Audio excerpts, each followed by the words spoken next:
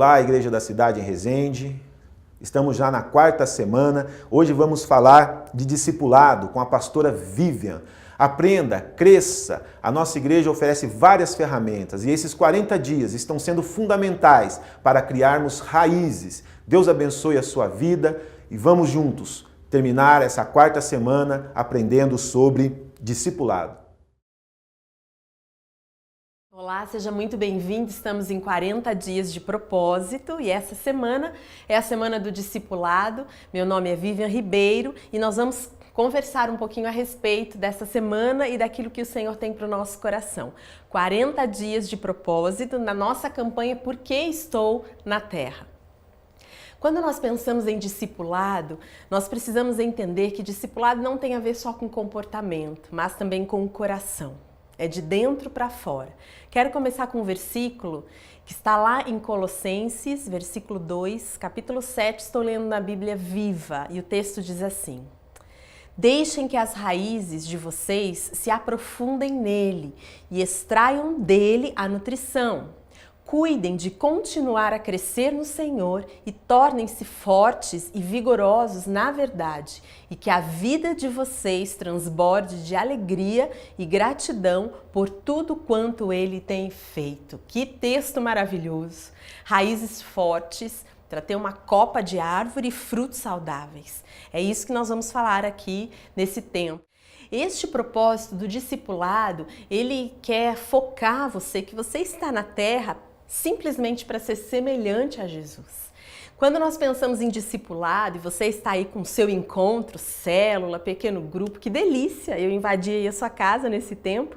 Para mim é um privilégio poder estar partilhando disso bem pertinho de vocês.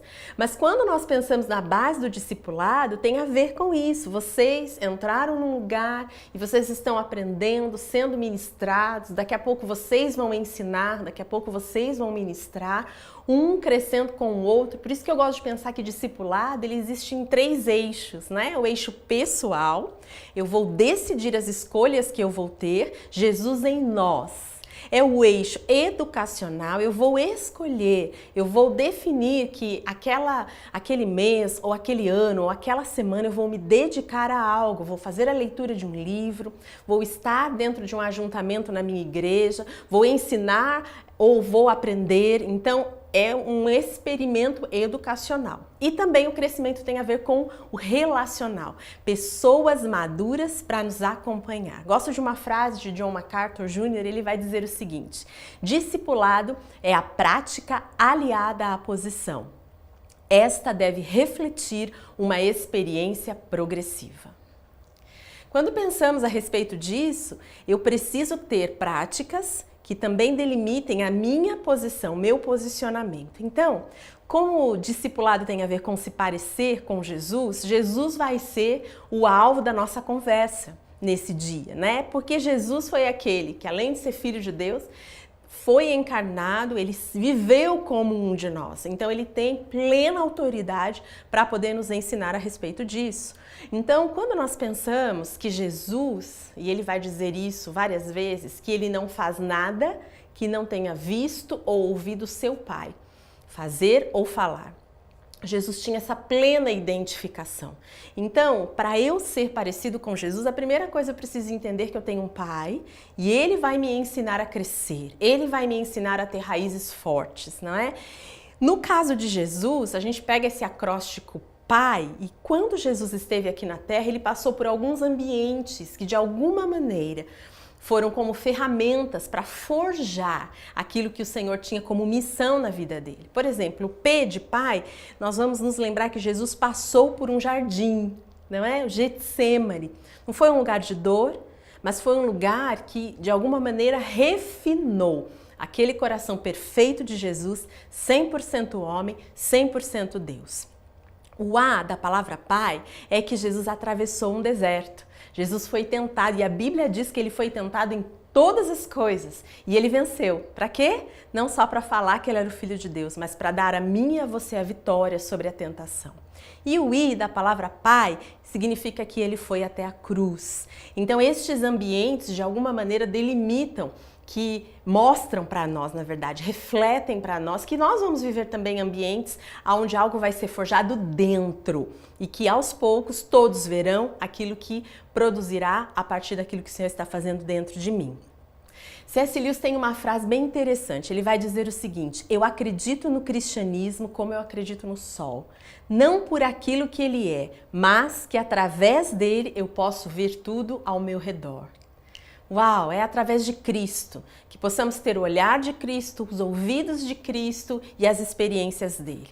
Você tem 3 pontos aí importantes no nosso estudo desse dia. Primeiro, que Deus Pai, aquele que nós vamos receber e vamos trazer o reflexo dele através de Jesus, ele vai trabalhar na nossa vida, ele não promove dores, ele não promove tribulações, ele não promove tentações, porque Deus é Deus, dele só pode sair bondade. Mas ele se utiliza de ambientes assim para nos mostrar coisas. Por exemplo, problemas para ensinar a que venhamos a confiar nele. Você está com um problema? Esse problema não foi originado por Deus, mas Deus está junto para te dizer, confia em mim. Talvez Deus olhou e você olhou para todos e tudo e esqueceu de que você precisa confiar em Deus. Um texto muito lindo em Marcos 14, 32, 33 vai dizer: então foram para um lugar chamado Getsêmani e Jesus disse aos seus discípulos, sentem-se aqui enquanto vou orar. Levou consigo Pedro, Tiago e João e começou a ficar aflito e angustiado. Então no jardim, na aflição, no problema, o que Jesus fez? Buscou a Jesus e confiou nele. 2. Na tentação, vamos aprender a obedecer a Deus. E aí a gente vai para o deserto, quero ler o texto de Mateus 4:1, que vai dizer: então Jesus foi levado pelo Espírito ao deserto para ser tentado pelo diabo. Interessante aqui que é o próprio Espírito quem leva, mas nesta hora Jesus pôde então dar respostas em obediência. Então, ambientes de tentação não é um caos na sua vida, é ali que você se posiciona para obedecer. E terceiro e último, ofensas para te ensinar a perdoar. Como Jesus foi ofendido na cruz, ele foi visto como um maldito na cruz, mas ali ele liberou uma palavra de perdão. Então esses 3 ambientes, eles te ensinam e eles fazem com que você reflita a vida de Jesus. Eu confio em Deus em ambientes de tribulação. E aí você vai ver toda a diferença. Eu obedeço a Deus em ambientes de tentação. E eu vou ver toda a diferença. E talvez eu libere perdão nos ambientes de ofensa. Você está passando alguma ofensa? Hoje você teve uma ofensa? Ai, foi um caos hoje. Não, foi uma oportunidade para você exercer o perdão. Amém? Então, Jesus vai dizer lá em Lucas 23:10, Pai, perdoa-lhes, pois não sabem o que estão fazendo. Olha só, com o passar desses ambientes, Jesus foi percebendo a presença de Deus. Essa semana você vai ficar mais sensível para perceber que tudo que você já viveu, toda a sua história, com ou sem Jesus, elas te levam para Jesus. Às vezes as pessoas falam assim, fulano tá no mundo, né? Fulano tá fora da igreja, mas gente, é o mundo que arrasta a gente para Jesus porque nada se compara à presença de Jesus. Não existem respostas no mundo para a presença de Jesus. Então, por quê? Porque em Deus, através de Jesus, eu recebo vida. E terminando o nosso estudo, eu quero falar um pouquinho dessa palavra vida, que é um outro acróstico que eu quero trabalhar com você. Vida, visão. Para eu ter a vida de Jesus na minha vida, eu preciso ter a visão de Jesus, do reino, todas as vezes. Quando a gente diz, isso está produzindo um peso de glória, né? Peso e glória, parece que não combina. Mas é que o ambiente está tão cheio da presença de Deus e eu consigo perceber Deus e isso vai trazer vida. Como que a gente passa um dia inteiro sem perceber a presença de Deus? Sabe, se você está lá no meio do seu dia e você não teve uma paz, uma alegria, não sentiu a presença de Deus, para tudo. Vai para o banheiro, talvez, da sua empresa, ou vai para um lugar tranquilo na sua casa e começa a buscar. Deus, eu quero essa glória, né? Eu quero te ver, porque você não vai sobreviver ao caos do mundo sem entender a presença de Jesus. Marcos 14:36 vai dizer, e dizia, Abba, Pai, tudo te é possível. Afasta de mim esse cálice, contudo não seja o que eu quero, mas sim o que tu queres. Chame pai de paizinho. Para no teu dia e fala assim, pai, tô aqui. Não consigo produzir, tô triste, tô angustiado, tô com um caos dentro de mim. Às vezes a gente passa tão passivamente o dia, não tem um dia sequer que Deus não fez para você ficar triste. Não existe dias assim. Se você ficar triste porque você não buscou a presença dele. Um outro texto de 2 Coríntios 4,17 vai dizer assim: pois nossos sofrimentos leves e momentâneos estão produzindo para nós uma glória eterna que pesa mais do que todos eles. Já pensou? Uma glória que pesa mais que os sofrimentos? Pensando em vida, o I significa intenção. E significa que eu preciso ter o foco na palavra de Deus. Eu não posso pegar a Bíblia para ouvir uma história ou ler uma história. Eu tenho que ter uma intenção de me encontrar com Jesus. Cada vez que eu abro um texto, seja no seu iPad, no seu celular, eu preciso abrir e ter uma intenção para com Jesus. E o texto que eu quero conversar com você, Marcos 14, 49. Todos os dias eu estive com vocês, ensinando no templo, e vocês não me prenderam, mas as escrituras precisavam ser cumpridas. Toda a escritura será cumprida, então tenha uma intenção de ler e saber que isso é uma promessa para você. O D de vida significa devoção. Eu preciso ter uma vida de devoção. Eu preciso ter um diário de oração. Eu preciso ter o meu momento devocional. Tem gente que fala assim, mas eu fico pensando em Jesus o dia inteiro. Ok. Mas se você para focar naquilo que Jesus tem para você, não é você quem vai dizer, não é você quem vai pensar, não é você quem vai fazer. Quando você para e dá uma devoção a Deus, Ele quem faz. Ele que fala, Ele que cura, Ele que transforma a sua vida. Essa é a diferença. O texto, Mateus 14, 32, Jesus disse aos seus discípulos, sentem-se aqui enquanto eu vou orar. Eu preciso ter este momento. E o A, vida, né? A última palavra significa a ação, que tem a ver com eu buscar um amigo espiritual. Ninguém vai muito longe sozinho. Você pode ir longe, mas se você tiver alguém perto de você, você vai muito mais longe. Então, em Marcos 14, verso 33, o texto vai dizer que Jesus levou consigo Pedro, Tiago e João e começou a ficar aflito e angustiado. Busque um amigo espiritual. Busque alguém maduro. Ele não é perfeito, mas ele vai ser maduro. Então, para que a vida de Jesus seja produzida em mim, primeiro eu tenho que ver Jesus em todas as coisas, buscar da sua presença.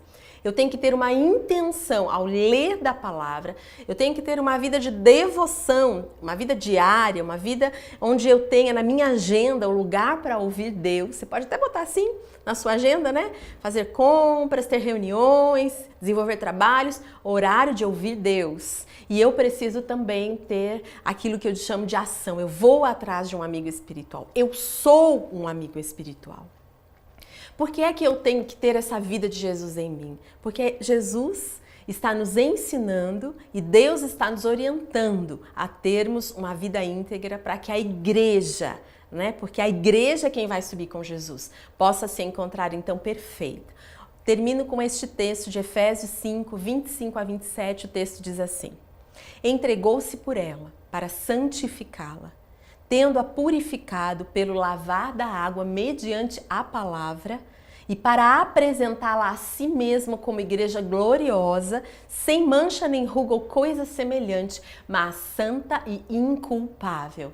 Essa é a igreja, essa é você. Estes são os seus que estão agora aí na sua casa ou no seu lugar de encontro. Esta sou eu, a igreja, a noiva. Por que é que eu tenho que focar uma semana em discipulado? Porque eu tenho que focar uma semana me parecendo mais com Jesus? Porque a igreja toda é santificada, a igreja toda é lavada. Sabe aquela frase que diz que a roupa suja, né, de um passa na casa da outra, do casa do outro? Então o que significa? Que se a minha casa, se a minha vida tiver um caldo sujo, vai passar na sua, porque somos igreja. Não importa se talvez tenhamos até de ambientes diferentes, somos a igreja de Cristo. E eu quero, em nome de Jesus, que você entenda que esse movimento é um movimento santo de preparação para a vinda de Jesus. Por que você está na terra? Você está na terra para forjar, ser forjado e ser refinado para ser uma igreja perfeita ao Senhor. Amém? Eu quero fazer com você, e aí o seu líder também vai depois te orientar, algumas perguntas. A primeira delas diz assim: você está tendo um momento de intimidade com o Pai? Uau! Você vai dizer, não, eu tenho, mas é uma pergunta mais para refletir do que para responder. Um tempo genuíno com Deus, sabe aquele ponto que você tem assim que você chora, né? Que você pode conversar com Ele? Segunda pergunta, compartilhe como você tem amadurecido através de problemas, tentações e ofensas. De repente o seu líder tem uma história para contar, não é? Mediante aquilo que nós ouvimos aqui, você pode partilhar nessa hora também. A terceira pergunta, você tem um discipulador? Você tem um amigo maduro, um amigo espiritual? Ou você é um amigo espiritual? Às vezes a gente quer muito ajuda, né? Ah, me ajuda igreja, me ajuda discipulador, me ajuda amigo, mas você vai perceber que quando você começar a ajudar, muitas coisas vão mudar. Mas é uma pergunta para ficar aí no seu coração. Quarta pergunta, se você está num processo de discipulado, se você já tem um discipulador, se você já tem sido acompanhado por alguém, a minha pergunta é, você está então cuidando de alguém, como eu mesmo disse anteriormente? Comece a focar numa busca e num olhar para você mesmo. Eu posso, eu sou capacitado por Jesus, por causa do Espírito Santo, a ajudar alguém. E a quarta pergunta é se você tem participado de tudo que a igreja tem para te oferecer, né? A igreja tem multiformes ambientes de crescimento, cursos, encontros, retiros, palestras. Você tem participado disso? O que você já fez? O que foi bom para você? O que você faria de novo? Dê uma olhada naquilo que a igreja tem para te oferecer, porque nós estamos aqui como igreja para te estimular. Queridos, foi um super prazer estar aqui com você. Eu espero do meu coração que o Espírito Santo esteja falando com você. Nós estamos aqui na Terra para quê? Para sermos Cristo. Cristo em nós é a esperança da glória e que essa semana você possa vivenciar experiências novas, experiências sobrenaturais com Jesus, simplesmente porque você percebeu o Pai trabalhando através de todos os seus ambientes em você e porque você também está vendo a vida de Jesus sendo expandida em você. Deus abençoe muito a sua vida. Eu quero terminar orando sobre você, sua casa, seu ministério e tudo que você chama seu em nome de Jesus. Vamos orar? Deus, eu quero te agradecer, porque nós estamos nesse ambiente, Pai, onde nos foca a percebermos o Senhor. Cada semana estamos sendo desafiados, Deus.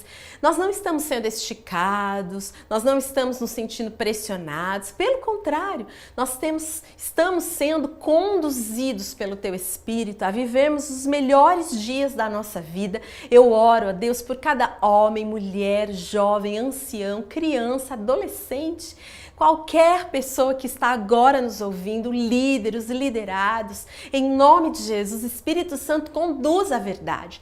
Traga a verdade, alinhe a tua verdade, o que os céus estão dizendo a nosso respeito nesta hora. Nós estamos aqui na terra, Deus, para vermos a tua igreja se aperfeiçoando. Eu oro e eu peço que o teu Espírito, na leveza que ele traz, na alegria que ele traz, possa nos proporcionar um crescimento supernatural, mas sobremaneiramente espiritual. Assim eu faço em nome de Jesus. Amém, amém, amém.